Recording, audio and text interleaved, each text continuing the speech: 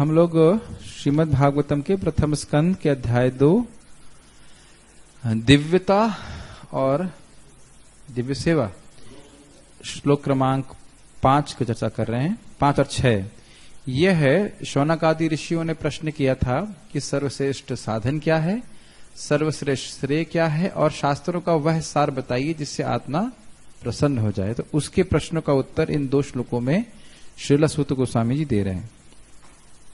मेरे पीछे बोलिएगा। मुनयः साधु पृष्ठो हम भवद्भिर्लोकमंगलम्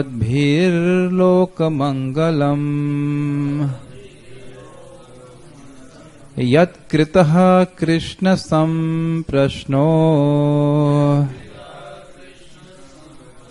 येनात्मा सुप्रसीदति।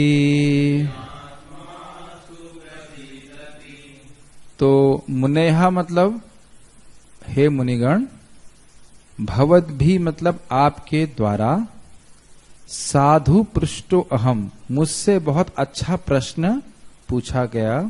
क्यों अच्छा पूछा गया? क्योंकि यह लोक के मंगल के लिए है। और ये क्यों लोक के मंगल के लिए है? यद कृतः कृष्ण संप्रश्नो, यह प्रश्न कृष्ण के संबंध में है, इससे आत्मा सुप्रसिद्धि, इससे आत्मा सुखी होती है, बुद्धि को प्रसन्नता प्राप्त होती है। अनुवाद। हे मुनियों, आपने मुझसे ठीक ही प्रश्न किया है।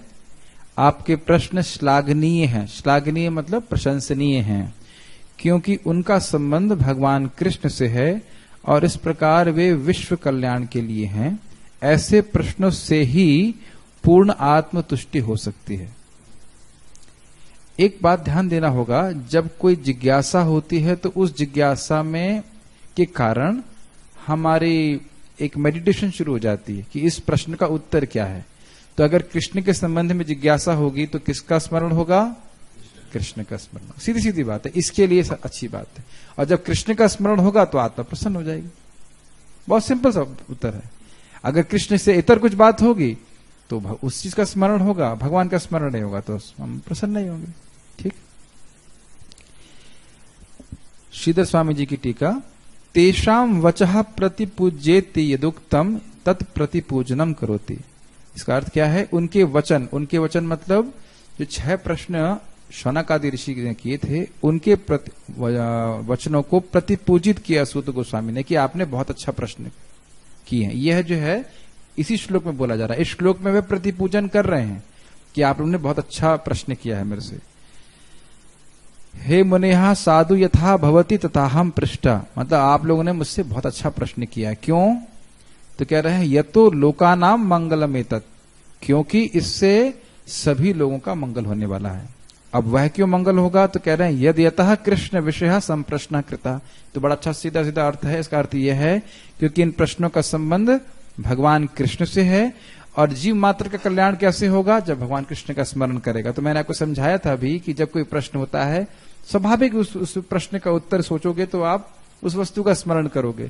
तो अगर कृष्ण के संबंध में प्रश्न है तो भगवान का स्मरण होगा और व्यक्ति प्रसन्न हो जाएगा। ठीक है, बस बहुत सिंपल टीका है, आप समझ पा रहे होंगे। अब ये लाइन बड़ी मजेदार है। कह रहे हैं सर्वशास्त्रार्थ सारोद्धार प्रश्नस्यापि कृष्णे पर्यवसान देव मुक्तम। मैं पढ़ता जा रहा हूं, आप जब समझ जाएंगे तो ठीक है, नहीं तो मैं फिर समझाऊंगा। अब मान लीजिए वो ऋषिगण कहते हैं कि नहीं, हमने तो यह पूछा था कि सारे शास्त्रों का सार क्या है।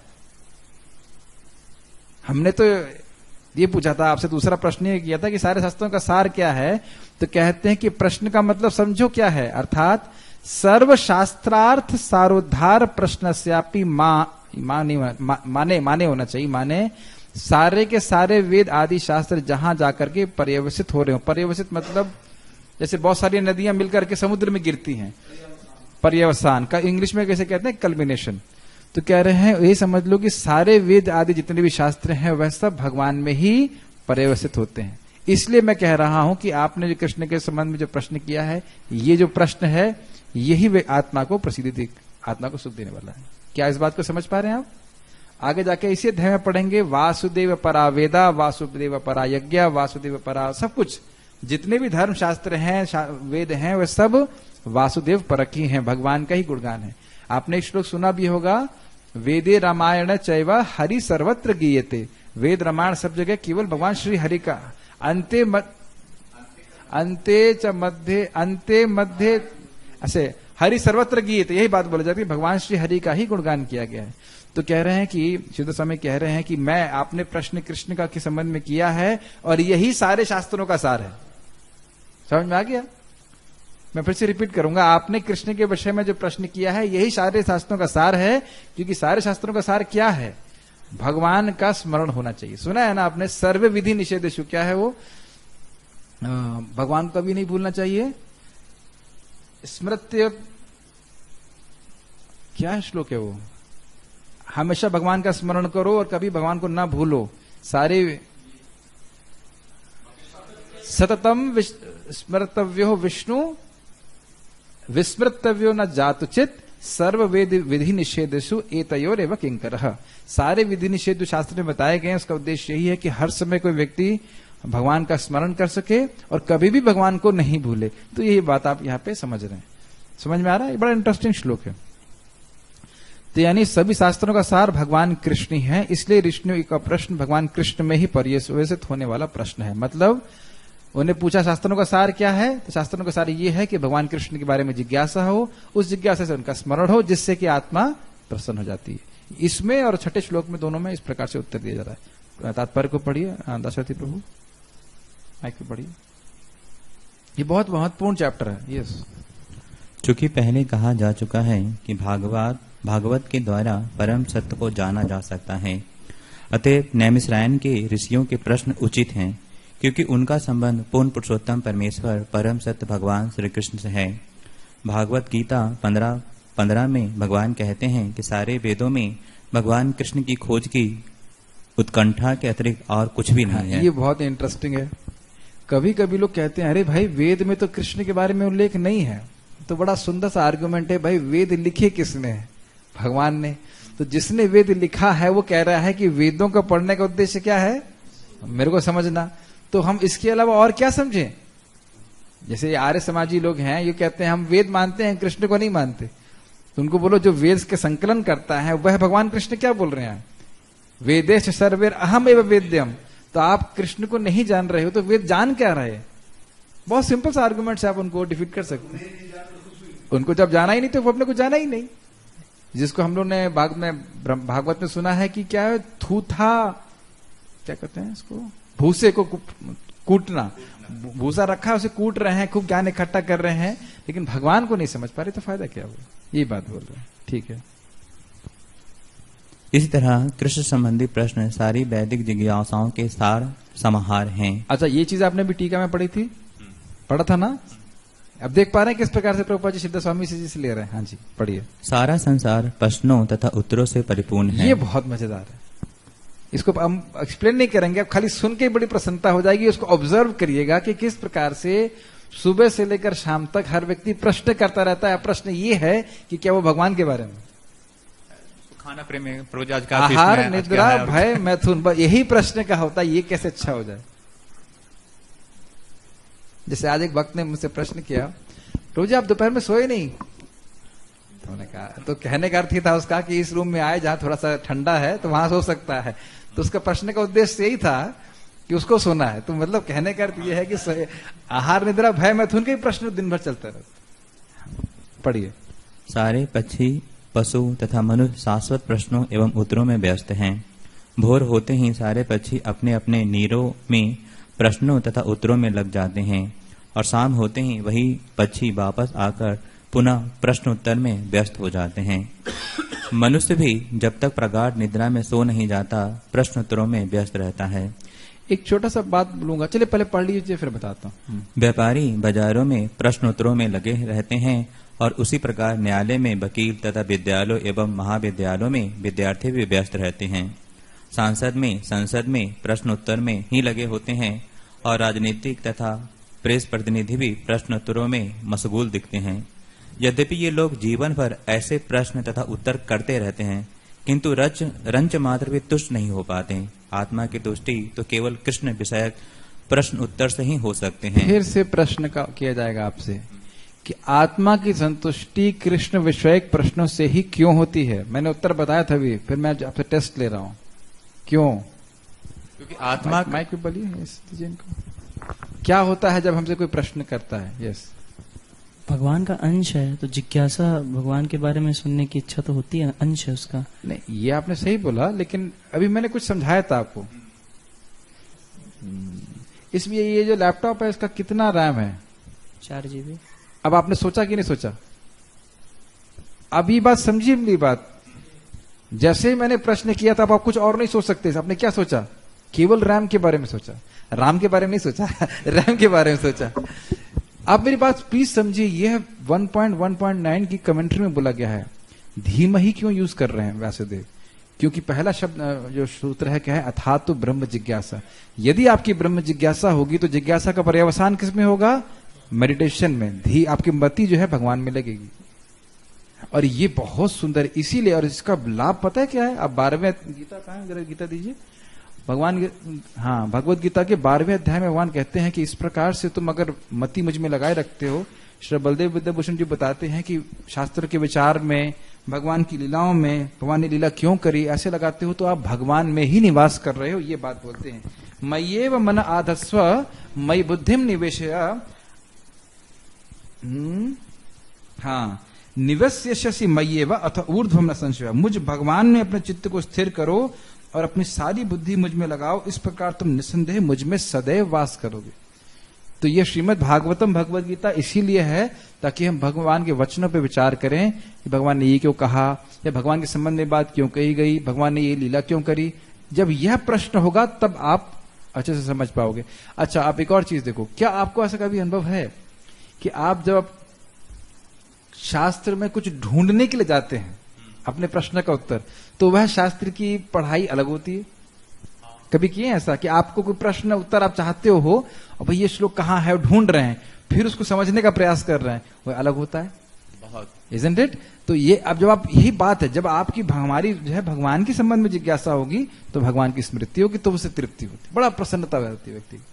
और प्रभुपाद जिसको बोलते हैं जितना मन हमारा, अब इसको उल्टा ले लीजिए, जितना मन हमारा भोगों में लगा रहेगा उतने ही संतुष्ट रहेगा। ये ध्यान रखिएगा, जितना हम भोग में मन में लगाएंगे, क्योंकि भोग प्राप्त होने के बाद, बहुत ध्यान पूर्वक सुनिए, भोग प्राप्त होने के बाद अभाव का निर्माण करते हैं, संतुष्टि का निर्माण नहीं करते। जितने भी हर प्रकार का भोग है, मैं कई बार एग्जाम्पल इस बात को दिया है, फीस्ट से पहले आप सोचते रहिए बहुत सुख प्राप्त होगा, सुख प्राप्त होगा। आप फीस्ट कितना पेट भर के खाइए, आप बाद में असंतुष्ट ही उठेंगे, क्योंकि मन जो है भोग में, उसको भोग के रूप में देख रहा है, प्रसाद के रूप में नहीं देख रहा है। ये चीज है। 14-15 आइटम थे, वो आइटम मैं खा नहीं पाया, उसको और अच्छी तरह से मैं खा सकता था। सो द पॉइंट इज कि हमारा जो मन है, जितना वह भोगों में लगेगा उतना वह संतुष्ट होगा। और मन कहाँ जाएगा? जिन वस्तु की हमारी जिज्ञासा होती है। तो अगर भगवान की जिज्ञासा होगी तो हम संतुष्ट होंगे। ये बात हम समझ रहे हैं। Make sense? ठीक, समझ में आया? हाँ जी। कृष्ण हमारे अतरंग स्वामी, मित्र, पिता या पुत्र तथा माधुर्य प्रेम के लक्ष्य प्रियतम हैं। कृष्ण को भूलकर हमने प्रश्नों तथा उत्तरों के अनेक विषय बना लिए हैं, किंतु इनमें से किसी से भी हमें पूर्ण तुष्टि नहीं हो पाती। कृष्ण के अतिरिक्त सारी वस्तुएं क्षणिक तुष्टि प्रदान करने वाली है। अतः यदि हम पूर्ण तुष्टि चाहते हैं तो हमें कृष्ण विषयक प्रश्नों तथा उत्तरों को ग्रहण करना होगा। बिना प्रश्न किए या उत्तर दिए हम क्षण भर भी जीवित नहीं रह सकते हैं, क्योंकि श्रीमद् भागवत कृष्ण विषयक प्रश्नों तथा उत्तरों को बताने वाला ग्रंथ है। अतएव हम इस दिव्य साहित्य के पठन तथा श्रवण मात्र से परम तुष्टि प्राप्त कर सकते हैं। यहाँ तक कि आगे बात, इस बात को और गुणगान करेंगे कि वह प्रश्न जो वासुदेव के संबंध में है, 3 अध्याय के आखिरी में बड़ा प्रसन्न होकर सुध गोस्वामी बोलते हैं कि आपने जो, मतलब बड़ा गुणगान कर रहे हैं कि यह जो आपने प्रश्न भगवान के संबंध में किया है, इसके कारण हमारी मति कहाँ जाती है? भगवान में। तो जीव दोबारा गर्भवास में नहीं जाता, क्योंकि मति भगवान में जा रही है, इसलिए अब गर्भवास आदि जो दुख हैं उसको नहीं सहन करने पड़ेंगे। इतना शक्तिशाली है भगवत जिज्ञासा। और आप देख सकते हैं पूरी जिंदगी बीत जाती है, कोई जिज्ञासा नहीं होती। जैसे मैं छोटा सा प्रश्न करूंगा, छोटा सा प्रश्न, उसका उत्तर नहीं दूंगा, उत्तर आप सोचिएगा कि जब अघासुर ने सारे बच्चों को लील लिया तो भगवान क्या संकल्प मात्र से अपने बच्चों को नहीं रोक सकते थे? रोक सकते थे। क्यों नहीं रोका? उत्तर नहीं मांग रहा हूं, सोचिए, उत्तर नहीं मांग रहा हूं आज। लेकिन अब जैसे मैंने आपको बोला, तुरंत आपके चित्त में आ रहा ना, अगासुर है, कृष्ण सोच रहे हैं, गौ माता को तुष्टि प्रदान करना था, उनकी भी लीलाएं थी, बहुत सारी चीजें। आप एक प्रश्न ले लेंगे तो उसमें बहुत सारे प्रश्न खुलते चले जाएंगे, ये बात है। तो यह इसी के लिए हमारा मानव जीवन है, जब हम भगवान कृष्ण की लीलाओं के बारे में चर्चा करें या उनके भक्तों के बारे में। ठीक है, ओके, पढ़िए। मनुष्य को चाहिए कि श्रीमद् भागवत को समझकर समस्त सामाजिक, राजनैतिक या धार्मिक विषयों से संबंध समस्याओं का हल खोज निकाले। श्रीमद् भागवत तथा कृष्ण समस्त वस्तुओं के सार हैं। तो सारे शास्त्रों का सार क्या है? श्रीमद् भागवतम, क्योंकि इसमें भगवान कृष्ण के ही संबंध में प्रश्न है। एक इंटरेस्टिंग बात है कि जैसे कि हम लोग ब्रह्म विमोह लीला में सुनते हैं, तो वो कहते हैं, बड़े ध्यानपूर्वक सुन रहे थे कि अगासुर की जो लीला है वह 1 साल के बाद सुनाई गई। तो परीक्षित महाराज को बड़ा कौतूहल, अरे 1 साल के बाद क्यों सुनाई गई? तो यह सुनते ही सुखदेव गोस्वामी जी को समाधि लग गई। क्योंकि अब देखो, उन्होंने प्रश्न किया, सिंपल सा प्रश्न कि भाई ये अगासुर की जो लीला है ये 1 साल के बाद क्यों कही गई, और इसके अंदर ब्रह्म विमोह लीला छुपी हुई है, उस लीला का स्मरण करके, और फिर उस लीला में ये छुपा हुआ है कैसे कृष्ण अपने आप को ग्वाल बालों के रूप में विस्तारित करेंगे, सारा कुछ एक ही क्षण में स्मरण होते ही सुखदेव गोस्वामी अंतर समाधि में चले गए। तब ये देख रहे हैं, उसके बाद जब वो बाहर आते हैं कहते हैं, आप जो अपनी उत्कंठा है भगवान के बारे में सुनने की वजह से, उसकी वजह से जो कथा है उसको आप एवर फ्रेश कर रहे हो। श्रोता की जो उत्कंठा होती है उससे वक्ता की जो है ना बोलने की कह सकते हैं क्षमता बढ़ना नहीं, उत्सुकता बढ़ती। तो ये कहने का अर्थ है। तो मैं खाली आपको छोटे छोटे एग्जाम्पल दे रहा हूं किस प्रकार से भगवान के संबंध में जो प्रश्न है वह जो वक्ता है उसको भी प्रसन्न करता है, उसको भी कृष्ण का स्मरण होता है, और जो पूछने वाला है उसको भी कृष्ण का स्मरण होता है। ठीक है। और जैसे अभी आप शास्त्र पढ़ रहे हैं, भागवत पढ़ रहे हैं, अब धीरे धीरे अगर आप बहुत ध्यानपूर्वक पढ़ेंगे तो आप देखेंगे कि बहुत सारी बातें हैं जो समझ में नहीं आती, फिर आपका माइंड उसमें घूमने लगता है कि यार ये क्यों बोला, ये क्यों बोला, इसका क्या अर्थ है, उसका क्या अर्थ है, और इस प्रकार से चित्त भगवान में लगाता है। या फिर हम नारद जी का स्मरण कर रहे हैं, मान लो नारद जी की बात समझ में नहीं आई तो नारद जी ने ऐसा क्यों बोला, या व्यासदेव जी ने क्यों बोला, तो सब भगवान के भक्तों का स्मरण भी भगवान के स्मरण के समान है। जो 10 साल पहले समझ में नहीं आता तो अभी समझ में आता है, लेकिन आपकी बात सुनाई नहीं पड़ती अगर बिना माइक में बोलते हैं। 10 साल पहले मैं भागवत गीता पढ़ता था तो जो सब्जेक्ट समझ में नहीं आते थे, अब थोड़े बहुत वो प्रकाश में आने लगे, प्रकाश में आते हैं। और धीरे धीरे जब सब्जेक्ट थोड़ा समझ में आता है तब प्रश्न बनने लगते हैं। मेरी बात समझे? पहले जब विषय समझ में नहीं आता था तो कोई प्रश्न नहीं बनता था। अब जब आप थोड़ा थोड़ा भगवत गीता को समझेंगे तब आपके वाकई प्रश्न बनने लगेंगे, यहाँ पे ऐसा क्यों बोला गया, वहां वैसा क्यों बोला गया, ऐसा क्यों बोला गया और वैसा क्यों बोला गया। तब रियली शास्त्र बहुत इंटरेस्टिंग हो जाते हैं, तब जिज्ञासा होती। देखा हम लोग कल चर्चा कर रहे थे ना, वो तत्वविद तु महाबाहु, उसका अर्थ क्या है, गुणा गुणेषु वर्तन्ते, उसका अर्थ क्या है। इसमें अगर मति लगेंगे तो आपकी मति बड़ी प्रसन्न रहेगी। ठीक है। अब हम बहुत महत्वपूर्ण श्लोक की चर्चा करने वाले हैं। यह है उनके कह सकते हैं पहले दूसरे दोनों प्रश्नों का उत्तर है। सर्वश्रेष्ठ साधन क्या है और सर्वश्रेष्ठ श्रेय क्या है। ठीक है, इसको याद भी रखना चाहिए। सवै पुंसाम परो धर्मो यतो भक्तिरधोक्षजे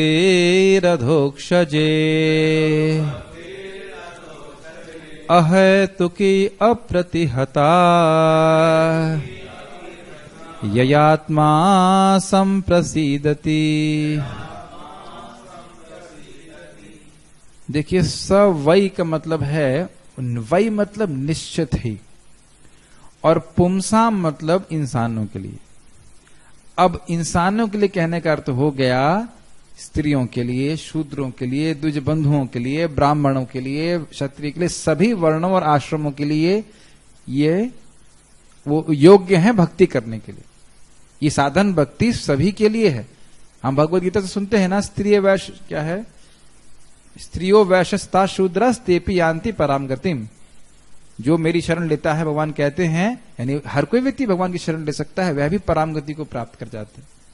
ठीक, तो कह रहे, एक पहली बात तो ये समझना चाहिए कि सवै पुंसाम का अर्थ हो गया सभी इसके अधिकारी हैं। आप ये नहीं कह सकते कि कोई व्यक्ति अधिकारी नहीं। जैसे बोला जाता है माघ महीने में कोई भी व्यक्ति गंगा जी में स्नान करता है, उसी प्रकार से हर व्यक्ति जो इंसान मात्र, मानव मात्र भगवान की भक्ति का अधिकारी है। इसको आप इस पॉइंट को याद रखेंगे और मुझे बताइएगा कि प्रभुपाद जी के तात्पर्य में आपने इसे कहां देखा।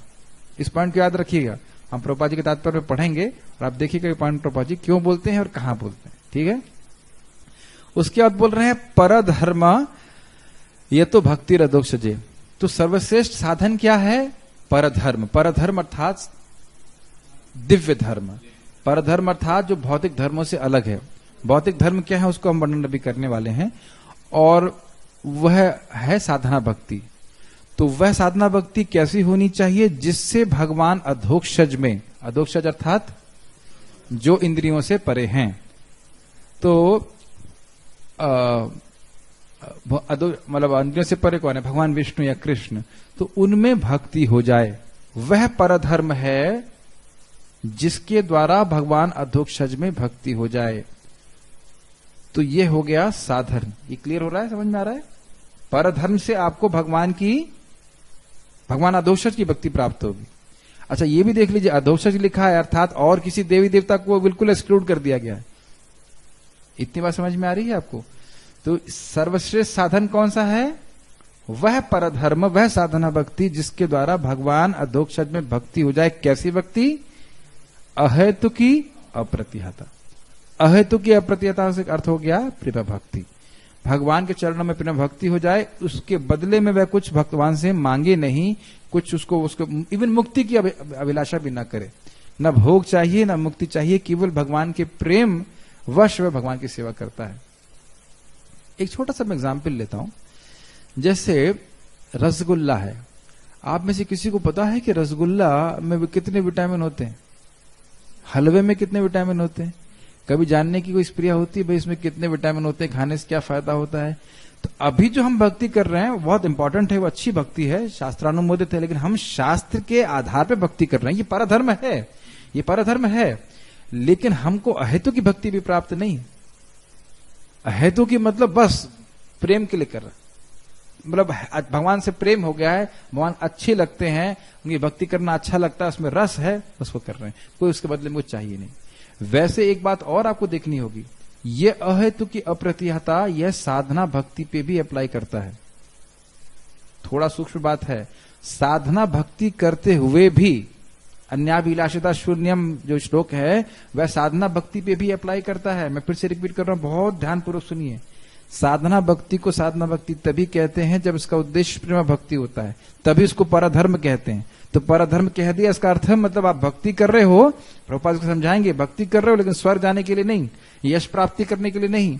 महाप्रभु ने इसको सिखाया है कि आप भक्ति कर रहे हैं और यदि यश की इच्छा कर रहे हो तो वह भक्ति का जो जड़ है, भक्ति का जो जल है, हरे कृष्ण मंत्र जब कर रहे हैं, कुछ कर रहे हैं, तो वह उनको पानी देने लग जाएगा, खरपतवार को। तो बहुत सतर्क होकर के विवेक का उपयोग करते हुए भक्ति कर रहे हैं। किसके लिए? कि मेरा एक दिन भगवान में प्रेम भक्ति प्राप्त हो। तो यह अन्याभिलाषिता शून्यम जो श्लोक हम सुनते हैं, उत्तम भक्ति, ये साधना भक्ति पे भी अप्लाई कर रहे हैं। तो ये दोनों ही बातें समझने वाली होंगी। परधर्म तभी है जब वह अहेतु की हो, अर्थात भगवान की भक्ति के अलावा उसे और कोई प्रयोजन नहीं हो। और दूसरा, ये परम श्रेय मतलब परम सुख देने वाला कब हो जाएगा? जब ये प्रेमा भक्ति को प्रदान कर दे। क्यों हो जाएगा? क्योंकि प्रेमा भक्ति के स्तर पर भक्त कुछ भी कार्य करता है भक्ति का, उसको बहुत सुख मिलता है। चाहे वो जप करे, चाहे वो प्रचार करे, चाहे वो भगवान के लिए कुकिंग करे, चाहे वो श्रवण करे, कुछ भी करता है उसको बहुत अच्छा लगता है। तो क्या आप इस श्लोक की धारणा कर पा रहे हैं? क्यों आत्मा बहुत सुखी हो जाएगा? क्योंकि भगवान के प्रति प्रेम प्राप्त हो जाएगा। तो प्रेम प्राप्त हो गया तो उसको जो कुछ भी भक्ति में कर रहा है बहुत अच्छा लगेगा। और आप ये भी देख रहे हैं कि पहले दिन से ही आपको कुछ ना कुछ अच्छा लग रहा है तभी भक्ति कर रहे हो। या तो आप पहली बार कुछ सुने या कुछ प्रसाद खाए, पहले दिन से ही हम कुछ कुछ टेस्ट का अनुभव कर रहे हैं। परधर्म जो है वह शुरुआत से ही अच्छा लगता है। भक्ति परेशान भव विरक्ति नहीं, ये वाला श्लोक नहीं कहेंगे, ये भी है, लेकिन मैं भगवद गीता का श्लोक कहना चाह रहा था। सुसुखम कर्तम अव्ययम राज विद्या राज्य को ही हम पवित्रम इदम उत्तमम प्रत्यक्षावगमम धर्मम सुसुखम कर्तम अव्ययम। तो ये जो धर्म है, यही देखिए वहां पे धर्म आ गया। ये जो धर्म है, भक्ति का धर्म है, परधर्म है, ये शुरुआत से ही अच्छा लगता है। अच्छा नहीं लगेगा तो क्यों करेगा बताइए? तो कुछ चीजें हो सकता है कि उतनी नहीं अच्छी लगती हूं, लेकिन भगवान के बारे में चर्चा करना, प्रसाद खाना, कुछ तो अच्छा लगता है, isn't it? तभी तो जुड़ा हुआ व्यक्ति। तो उम्मीद है कि आप समझ गए होंगे। फिर से मैं रिपीट करता हूं, ये इसके क्या गुण हैं? वह परधर्म सर्वश्रेष्ठ साधन है और वह सभी के लिए है, सभी इंसानों के लिए है, जिसके द्वारा भगवान अधोक्षज में अहेतु की अप्रतिहता, अप्रतिहता मतलब विघ्नेर अभिभूता, विघ्न से या कुछ परेशानी आ गई तो उससे अभिभूत न हो जाए। महाराज उसको समझा रहे थे, कह रहे थे कि जैसे कुछ लोग एकादशी का व्रत करेंगे, हरे कृष्णा करेंगे, उसके बाद शिव जी का कांवर उठा लेते, तो यह अभिभूत हो गया, भक्ति रुक गई उनकी, अब ये बेचारी नहीं रही। आज कुछ शिव जी का व्रत कर रहे हैं, फिर दुर्गा जी का कर रहे हैं, फिर उसके बाद भगवान कृष्ण का भी कर दिया, तो श्रद्धा भगवान में नहीं टिकी है, अब वे बेचारी भक्ति नहीं है। तो कह रहे हैं कि इस प्रकार यह परम धर्म नहीं है। और अगर भक्ति भौतिक इच्छाओं के संग संपन्न की जाती है तो वह भी परम धर्म नहीं है। इसको बात, इन सब बातों को प्रभुपाद जी तात्पर्य में क्लियर करेंगे। प्रभुपाद जी का अनुवाद, संपूर्ण मानवता के लिए परम वृत्ति धर्म वही है जिसके द्वारा सारे मनुष्य दिव्य भगवान की प्रेम भक्ति प्राप्त कर सकेंगे। क्लियर? ऐसी भक्ति अकारण तथा अखंड होनी चाहिए जिससे आत्मा पूर्ण रूप से तुष्ट हो सके। श्रीधर स्वामी जी की टीका। पहला प्रश्न था, समस्त शास्त्रों का सारभूत साधन जिसमें एकांतिक श्रेय निश्चित हो वह हमें बताइए। तो उस पर यह श्लोक कह रहे हैं। क्या प्रश्न था? सर्वश्रेष्ठ साधन ऐसा बताइए जो हमको सर्वश्रेष्ठ श्रेय की प्राप्ति करा ही दे। मैं इस पे छोटा सा कमेंट करूंगा चैतन्य चरितामृत से कि भक्ति का स्वरूप लक्षण क्या है? श्रवण आदि। और इसका तटस्थ लक्षण क्या है? कि यह प्रेम प्रदान करती है। स्वरूप लक्षण होता है आकृति और प्रकृति। कोई वस्तु देखने में कैसी लगती है और उसकी प्रकृति क्या, स्वभाव क्या है। तो देखने में भक्ति कैसी लगती है? भक्त लोग भगवान के बारे में श्रवण करते हैं, कीर्तन करते हैं, जो भी 9 प्रकार से भक्ति करते हैं। स्वभाव क्या है? भगवान के अनुकूल भाव से करते हैं। और इसका प्रभाव क्या है? सॉरी, प्रभाव नहीं कहना चाहिए, कहा कार्य क्या है? तटस्थ लक्षण का मतलब होता है कार्य क्या है, कि यह प्रेम देती ही है। इसलिए एक बार समझ लेना चाहिए कि जो भक्ति शुरू हो गई अब भक्ति रुक नहीं सकती। कार्य का मतलब होता है कोई व्यक्ति क्या कार्य कर रहा है। जैसे मान लीजिए मैं लड़का हूं, दिखाई तो लड़का मैं पुरुष हूं, अब मैं मान लीजिए गमछे में बैठ करके यहाँ पे लट से कपड़े धुल रहा हूं, तो कोई ये नहीं कह सकता कि मुझे गीता का कुछ ज्ञान है। गीता का ज्ञान है तब मालूम चलेगा जब मैं भगवद गीता पे बोलूंगा। तो कार्य के द्वारा हम तटस्थ लक्षण को समझते हैं। तटस्थ लक्षण मतलब कार्य। तो कितनी सुंदर बात है कि एक बार आप इस प्रकार की भक्ति चालू कर दीजिए तो फिर रुक नहीं सकता वो। जन्म जन्मांतर, आप जानते हैं उस बात को, जन्म जन्मांतर चलती ही जाएगी जब तक आपको प्रेम प्राप्त नहीं हो। इसी को प्रभुपाद जी बड़े अच्छी तरह से कहते हैं कि तुम सब लोगों का परफेक्शन, पूर्णता गारंटीड है। आपने सुना था, एक बार बोला गया था, जितने भी उपस्थित लोग हैं जो निस्वार्थ भाव से भगवान के भजन में लगे हैं उनका परफेक्शन गारंटीड है। बस अब कब होगा वो भगवान चाहेंगे, लेकिन होगा पक्का। हम नहीं बोल रहे हैं, तो भक्ति का स्वरूप लक्षण है। एक बार भक्ति के पथ पे आ गया वो भगवान जाने नहीं देते उसको। ठीक है? तो यानी कि शास्त्रों का सारभूत साधन भगवान कृष्ण की ये साधना भक्ति ही है। सवै पुंसामिति मतलब सभी मनुष्यों के लिए। इसका क्या अर्थ हुआ? हर व्यक्ति इस पर अधिकार है। तो इसलिए कभी प्रचारक यह ना सोचें कि भाई हम तो इंजीनियर को ही प्रचार करेंगे, जो गांव की माता जी उसको नहीं करेंगे। और वो माता जी तुम्हारी माँ हुई तो तुम्हारी माँ को अगर सुनो आपकी माँ हो और भक्ति के लिए स्वीकार भाई हमको हरे कृष्ण मन जपना, नहीं, आप तो इंजीनियर नहीं हो। तो यह तो शास्त्र के विरुद्ध बात बोल रहे हैं। भागवत का दूसरा अध्याय नहीं पढ़ा लग रहा उन्होंने। जारे देखो तारे कहो कृष्ण को, जो सुनना चाहे उसको बताइए। कभी कभी ऐसा होता है कि इंजीनियर को प्रीच करना मुश्किल हो जाता है और माताएं जो है बहुत जल्दी समझ जाते हैं। सोना माला तक ऐसा बहुत अनुभव है कि बहुत जल्दी तो समझ हर जाते हैं। जीव मात्र के लिए, कल्याण के लिए। ठीक है? कोई इसमें भौतिक योग्यता की आवश्यकता नहीं। उसके बाद बड़ा अच्छी बात बता रहे हैं, अयम अर्था धर्मो द्विविधा प्रवृत्ति लक्षणों निवृत्ति लक्षणश्च। मतलब 2 प्रकार के धर्म होते हैं। अब यह पर धर्म से अलग करते हुए दिखा रहे हैं। 2 प्रकार के धर्म हैं, एक है प्रवृत्ति धर्म और दूसरा है निवृत्ति धर्म। प्रवृत्ति धर्म में होता क्या है? लोगों को कहा जाता है अरे तुम भोग चाहते हो, चलो चलो कर्मकांड करो, ये करो वो करो, और फिर उससे वे धीरे धीरे उनको भोग भी मिलते हैं और नियम भी पालन करते हैं, फिर आगे बढ़ते हैं। निवृत्ति में व्यक्ति ज्ञान मार्ग पे चला जाता है। ठीक है? ये 2 प्रकार के हैं। मैंने कुछ सुना नहीं है, लेकिन यहाँ पे जो भी है चर्चा उसको हम बोल सकता हूँ। उसके बाद कह रहे हैं तत्र यह स्वर्गाद्य अर्थ प्रवृत्ति लक्षण सो अपरः। जिस धर्म का लक्ष्य स्वर्ग आदि होता है, भौतिक होते हैं, वो क्या हो गया? अपर धर्म। एकदम स्पष्ट बोल रहे हैं। यतस्तु धर्मात् श्रवणाद आदरादि लक्षणा भक्तिर्भवति स परो धर्मः स एव एकांतिक श्रेय इति। कह रहे हैं कि जिस धर्म में भगवान श्री कृष्ण के संबंध में जो श्रवण कीर्तन होता है उसके प्रति बड़ा आदर होता है, वह पर धर्म है, वही एकांतिक श्रेय है। ये समझ में आ रहा है? बहुत टफ हो रहा है भाई। हम लोग तो इसी में लगे हैं ना कि भगवान के बारे में सुनना है, नाम जप करना है। आप कोई कहे, मैंने पिछली बार भी बताया था कई बार पहले कि आप कहो कि कल अग्निहोत्र यज्ञ होगा तो कोई उत्सुकता नहीं है। अब ये नहीं कह रहे कि वो प्रोसेस नहीं है, लेकिन उसमें हमारी मति नहीं लग रही। ठीक है, समझ में आ रहा है? तो परधर्म का मुख्य लक्षण क्या है, ये आगे भी रिपीट होगा। परधर्म का मुख्य लक्षण है कि श्रवण कीर्तन में बड़ी रुचि है, बड़ा आदर है, कि भगवान के श्रवण कीर्तन को हम बहुत प्राथमिकता देंगे। और मुझे बड़ा अच्छा लगा कि हमारे मंदिर के स्पेशली आश्रम के भक्त जो है, जो मैंने पूछा कि आप लोग भक्ति सामर्थ्य कोर्स करना चाहते हैं, तो बड़े उत्साह के वो सामने आए। बहुत अच्छा लगा, क्योंकि इसका मतलब दिखा रहे हैं, विश्वास है कि श्रवण में हमारा आदर है। अगर श्रवण के प्रति आदर नहीं है तो जरा डाउटफुल है। क्योंकि मैं आपको मान लीजिए पसंद नहीं करता तो हम क्या बोलते हैं, अरे भाई नाम ही मत लो उनका, यही तो बोलते हैं। हम उनके बारे में कुछ सुनना ही नहीं चाहते, सीधी सीधी बात। तो अगर भगवान से प्रेम बढ़ रहा है तो भगवान के बारे में सुनने की इच्छा होगी ना।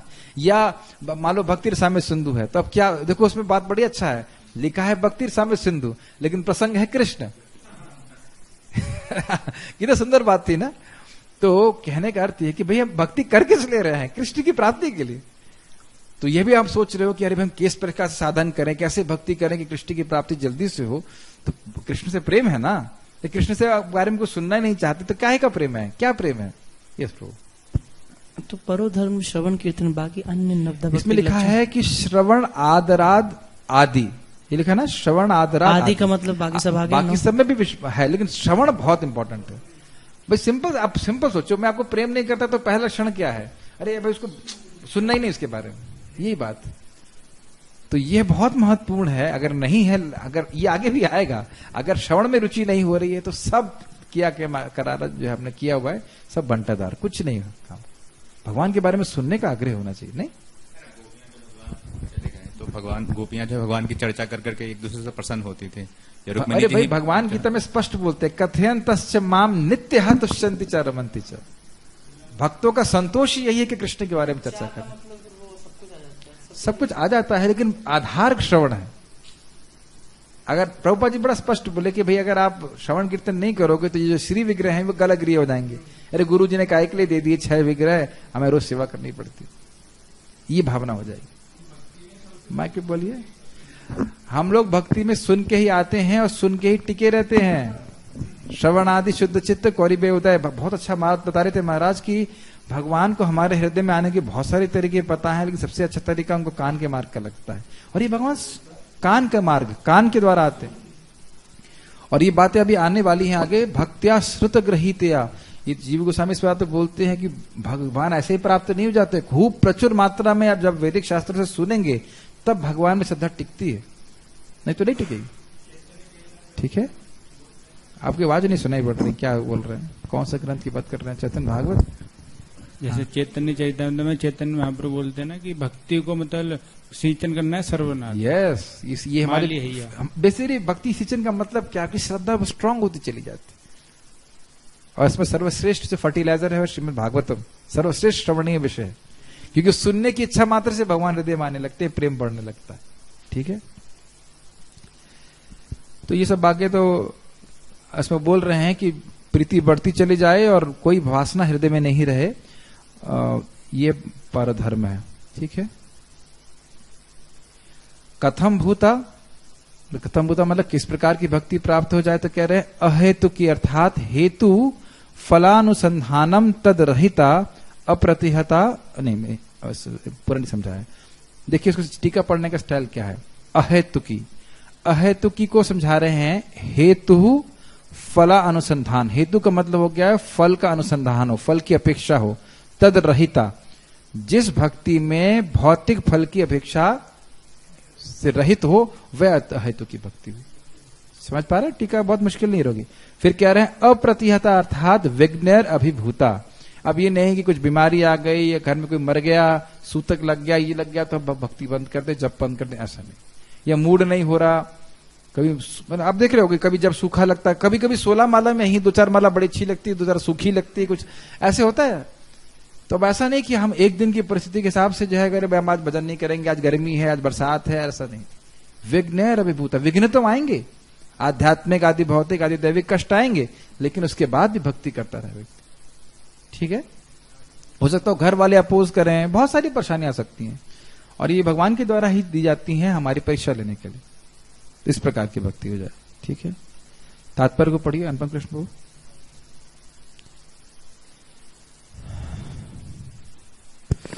इस कथन के द्वारा श्री सुद गोस्वामी नैमिषारण्य के ऋषियों के प्रथम प्रश्न का उत्तर देते हैं। ऋषियों ने सुत जी से अनुरोध किया था कि वे समस्त प्रमाणिक शास्त्रों का सार प्रस्तुत करें, जिससे पतित आत्माएं या जन सामान्य उसे सरलता से ग्रहण कर सकें। अब देखिए, इसमें ना तो उन्हें कर्म योग का एनालिसिस किया, न ज्ञान योग का एनालिसिस किया, न और कोई अष्टांग योग, सीधे बोल दिया सवय पुमसाम, सीधे बोल दिया। बोलना चालू करते ही बोल दिया कि भक्ति करो और कहीं कुछ करने की जरूरत नहीं। आपको याद हो, मुझे एक भक्त बोल रहा था, प्रभु जी आप कर्म योग के बारे में बता रहे हैं तो मुझे भी लग रहा है घर जाना चाहिए, नौकरी करनी चाहिए। हमने कहा ये तो डेंजर हो गया भाई, हम तो यहाँ भक्ति भी लाना चाहते हैं, तो कुछ और ही समझने लगे। और मैंने देखा कि कर्म योग को सुनने के लिए लोग बड़े उत्सुक रहते हैं, क्योंकि वास्तविक रूप से क्या चाहते हैं, घर परिवार में पड़े रहें और कर्म करते रहें, उसको योग लगाते रहें।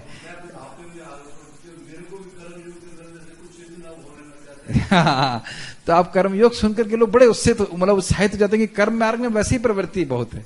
लेकिन यहाँ क्या है, नहीं संतुष्ट तो तुम भाई, सबसे अच्छा मार्ग क्या है, भगवान की भक्ति का मार्ग। और एकदम एक ही शब्द में सबके लिए क्लियर कर दिया, कोई कहीं का भी हो, किसी भी जाति का हो, कैसा भी हो, किसी भी शरीर में हो, भक्ति कर सकता है। बोलना चाहते हैं प्रभु, कर्म मार्ग में लोग क्यों जाते हैं? क्योंकि भोग मार्ग है, सिंपल सी बात है। भाई मैं पूछूं कि भाई जियो सिम के पीछे लोग क्यों लगे थे?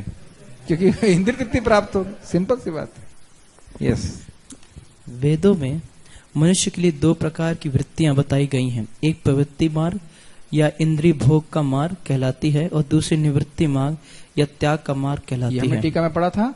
यस, पढ़िए। भोग का मार्ग निकृष्ट है और परम कारण के हेतु निवृत्ति का मार्ग श्रेष्ठ है। जीव का भौतिक जीवन एक प्रकार से वास्तविक जीवन की रुग्ण अवस्था है। ये साउंड कैसे गलत टाइपिंग में, रुग्ण अवस्था है। रुग्ण अवस्था है। रुग्ण अवस्था मतलब हम लोग अविद्या से ग्रसित हैं, अपने स्वरूप को भूले हुए हैं। भगवान की भक्ति में बड़ा सुख मिलना चाहिए, वो नहीं मिल रहा है। ऐसे भी रसगुल्ला है नहीं, मान लीजिए रसगुल्ला सामने आया, कड़वा लगे तो क्या है, कुछ गड़बड़ लगेगा नहीं लेकिन भाई जैसे भी कुछ दिन पहले मुझे हल्का सा बुखार था, कुछ तो था, अब दोपहर में कस के भूख लगती है, लेकिन नहीं लग रही तो फिर क्या सोचेगा आदमी, कुछ तो गड़बड़ है ना। उसी प्रकार से भगवान का नाम रूप गुण लीला सब कुछ बहुत मधुर है और नहीं लग रहा, मतलब हर दिन ये याद रखो कि अगर मेरे को हरि नाम करना अच्छा नहीं लग रहा है तो मेरे को नहीं अच्छा लग रहा है, मेरी बीमारी को अच्छा नहीं लग रहा है। ये बात समझ में आ रही है? और अगर अच्छा लग रहा है तो फिर अच्छी बात है, फिर तो कोई दिक्कत ही नहीं, इसलिए करते रहना चाहिए। वास्तविक जीवन तो ब्रह्मभूत अवस्था अर्थात आध्यात्मिक अस्तित्व है, जहाँ जीवन सनातन आनंदमय तथा ज्ञान से परिपूर्ण है। तो स्पष्ट है। भौतिक ब्रह्मभूत अवस्था में याद दिलाइए, ब्रह्मभूत अवस्था में क्या सिम्टम होते हैं? न शोचती न कांक्षती, न शोचती न कांक्षती। ना तो है अरे हाय ये मिल जाता तो अच्छा रहता, i5 था i7 मिल जाता तो अच्छा रहता है, कुछ भी। तो अगर हमारी आकांक्षा रहती है कि भाई ये हो जाए। अच्छा एक चीज बताइए, ये ब्रह्मभूत अवस्था में बोल लो न शोचती न कांक्षती, क्या वाकई न शोचती न कांक्षती होता है? भगवान के बारे में सोचता है, हमेशा वो सोचता रहता है अरे भाई मैंने तो भगवान की सेवा करी नहीं, और हमेशा आकांक्षा रहती है, अभिलाषा रहती है कि मुझे कृष्ण की सेवा प्राप्त हो। क्योंकि मद क्या इसमें लिखा है, मद भक्ति लभते पराम, कि उसकी इच्छा है तभी तो कह रहे हैं कि भक्ति आगे प्राप्त होती।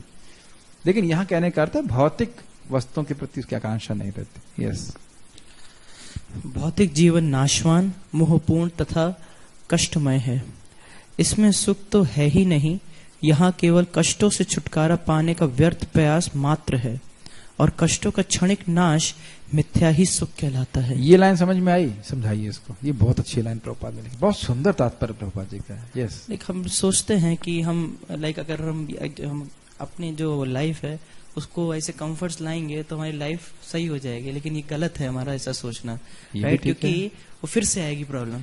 एक बात उदाहरण की तरह, जैसे मान लीजिए भी हम गर्मी के लिए एसी चला लेते हैं, अब इसका मतलब नहीं गर्मी रुक गई है, और इसका मतलब नहीं कि बिल नहीं आएगा।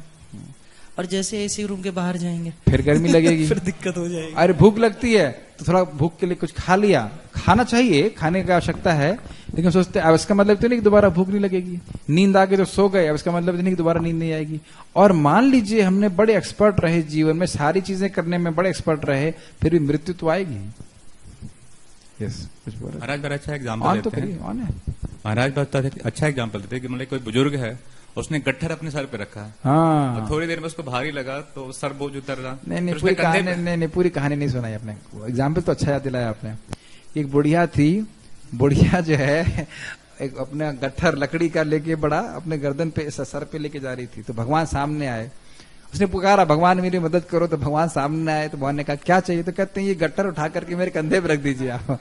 तो इस प्रकार से हम एडजस्ट करते रहते हैं, ये हिसाब किताब है, एडजस्ट करते रहते हैं। कोई कीड़ा भी मरना नहीं चाहता, कभी मारना मत, लेकिन कीड़े को ऐसे लगे कि आप मार रहे हो तो भी भागेगा, ये स्थिति।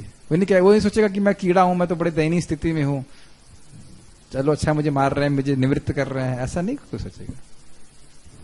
मैं रिफ्लेक्ट कर रहा था कि एक हमारे अभी रिश्तेदार की मृत्यु हुई, 2 मिनट नहीं कह लीजिए, 2 सेकंड पहले अरे मेरी माँ है, इनको पानी पिलाओ, उन्हें कष्ट तो नहीं है, और 2 सेकंड बाद चलो भाई जमा कर दो, इनको जमा कर दो, जमा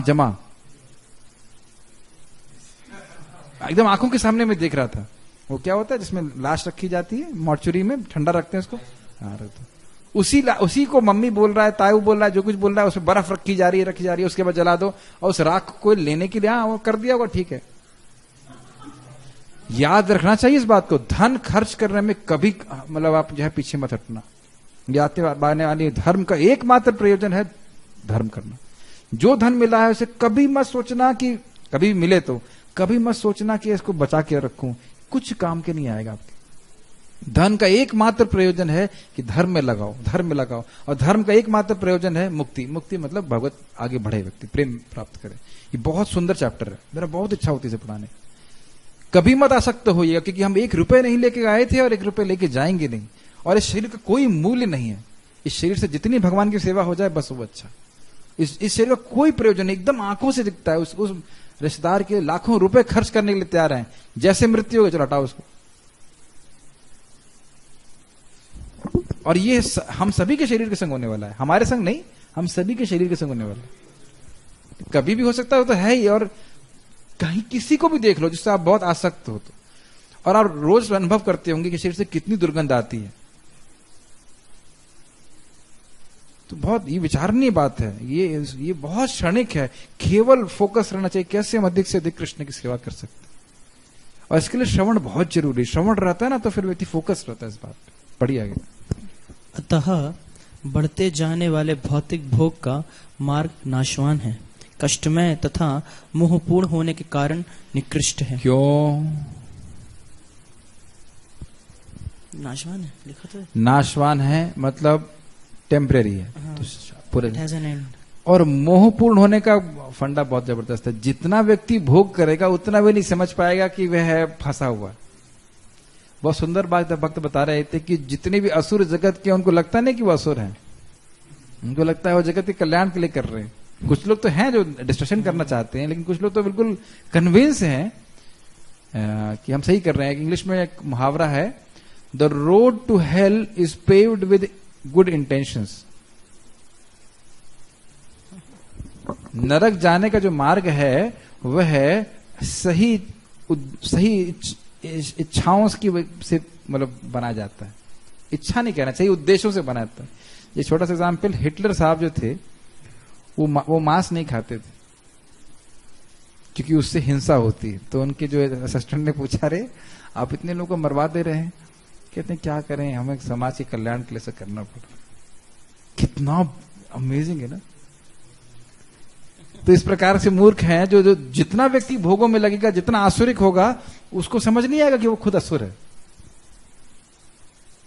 तो ये भोग का, महाप्रभु इस बात को बोलते हैं, जितना व्यक्ति भोग में लगेगा उतना वो अंधा हो जाएगा। पढ़िए। किंतु भगवत भक्ति श्रेष्ठ धर्म कहलाती है, क्योंकि वह मनुष्य को सनातन, आनंदमय एवं ज्ञान से परिपूर्ण जीवन की ओर अग्रसर करती है। हाँ, उस पर मुझे याद आ रहा, जब इंद्र, क्या नाम था उनका सर, वृत्तासुर से युद्ध कर रहे थे, तो वृत्तासुर कहते अरे भैया मुझे मारो, तुम खत्म करो इसको, मैं जाऊंगा भगवान के धाम, तुम यहाँ भोगते रहना स्वर्ग को। तब अब सोचिए उस लीला में जाइए, कैसा लग रहा होगा, क्या नाम से, इंद्र को, कह रही ये तो भगवत प्राप्ति कर रहा है, मैं तो यहीं रह जाऊंगा। और स्वर्ग के बाद क्या होगा, स्वर्ग तो हमेशा रहने वाला नहीं है, फिर क्या भगवत प्राप्ति होगी, ये नहीं कह सकते। स्वर्ग के राजा के बाद जीव कहां जाएगा बनने के, स्वर्ग का राजा है आज, आगे जाए कहां जाएगा कुछ पता नहीं है। तो इसलिए स्टेबल सिचुएशन तो यही है कि भगवत प्राप्ति हो जाए, भगवान के धाम की प्राप्ति हो जाए, और एकदम फोकस रहना चाहिए। मैं और कुछ भी प्राप्त कर लूंगा मैं सुखी नहीं हो सकता। पढ़िए आगे। जब इसमें निकृष्ट गुण मिल जाते हैं तो यह कभी कभी दूषित हो जाती है। अर्थात भक्ति कर रहे हैं स्वर्ग के लिए, भक्ति कर रहे हैं यश प्राप्ति के लिए, भक्ति कर रहे हैं और किसी चीज के लिए एक्सेप्ट कृष्ण प्रेम के लिए, तो ये दूषित हो जाती है। पढ़िए। उदाहरणार्थ भौतिक लाभ के लिए की गई भक्तिमय सेवा प्रगतिशील निवृत्ति मार्ग में बाधक है। समझ में आ रहा है? भुक्ति, मुक्ति या सिद्धि प्राप्त करने के लिए, या कह सकते हैं स्त्री, धन, जन, कविता इत्यादि प्राप्त करने के लिए अगर भक्ति कर रहे हैं तो फिर सही उद्देश्य से भक्ति नहीं करना। यह परधर्म नहीं है। भक्ति तो कैसे भी करो, लेकिन यह परधर्म नहीं है। अंततः का तो भक्ति आपको शुद्ध कर देगी, लेकिन यह परधर्म नहीं है, इससे हम संतुष्ट नहीं होने वाले। ये बात समझ में आ रहा है? दूषित का आप सोचो, जैसे आप कीर्तन कर रहे हैं, तो अब कीर्तन अगर आप कृष्ण की प्रसन्नता के लिए कर रहे हो, और कीर्तन फिल इन द ब्लैंक्स की प्रसन्नता के लिए कर रहे हो, एक्सेप्ट कृष्णा, तो आप हृदय में क्या खालीपन काम नहीं करते? मैं छोटी सी कथा बोलूंगा, सब जानते हो। अकबर ने बीरबल से, अकबर ने तानसेन से पूछा तुमसे कोई अच्छा गा सकता है? तो फिर अपने गुरुजी के पास लेके आए, और उन्होंने बोला कि गुरुजी गाएंगे मेरे लिए? गुरुजी आपके लिए नहीं गाएंगे, बादशाहों के बादशाह कृष्ण के लिए गाते हैं। तो जानबूझ करके बीरबल जी गलत गाए, तो फिर वह है क्या नाम था उनका, सूरदास जी, क्या अकबर बोल दिया, सॉरी, हाँ सॉरी क्षमा कीजिएगा, बीरबल ने गलत, तानसेन जाकर के गलत गा दिए। तो सूरदास जी कहते तुम्हें गाना नहीं आता ठीक से, मैं गाना चालू करता हूं।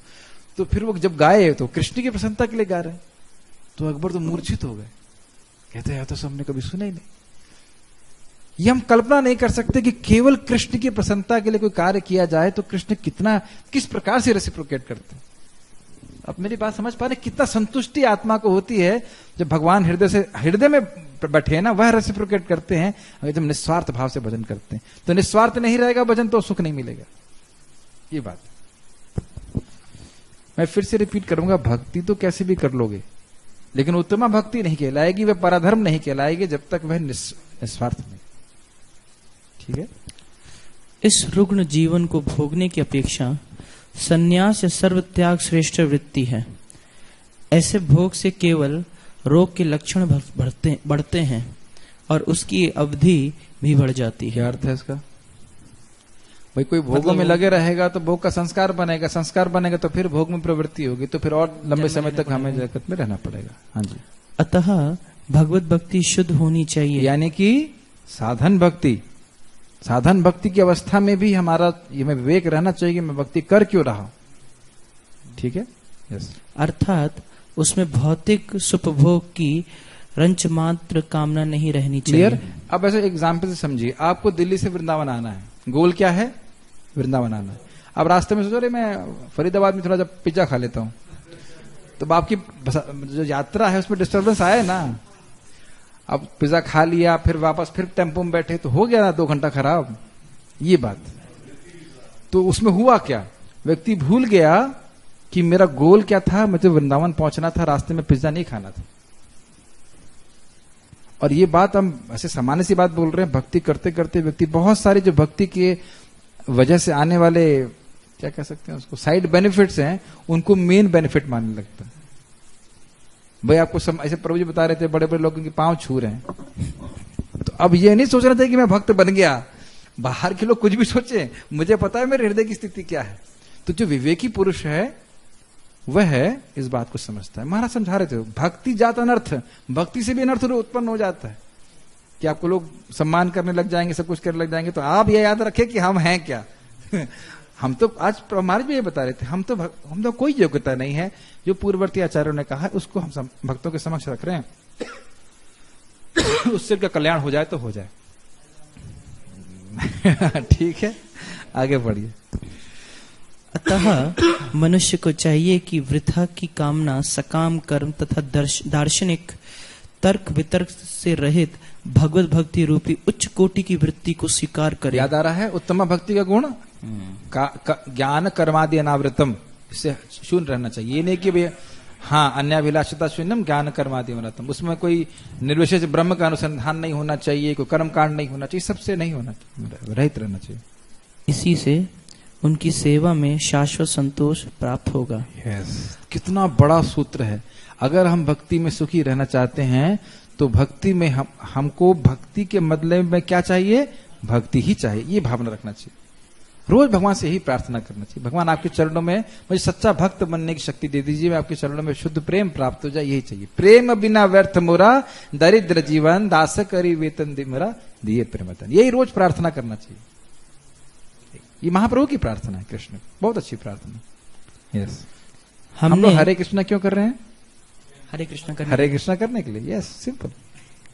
हम भागवत क्यों सुन रहे हैं? भागवत सुनने के लिए, और भगवान की मतलब इच्छा हो, भगवान के सुनने के बारे में सुनने की इच्छा हो। यस, हमने जानबूझकर धर्म को वृत्ति कहा है, क्योंकि धर्म शब्द का मूल अर्थ है वह जो किसी के अस्तित्व को संभाले रखता है।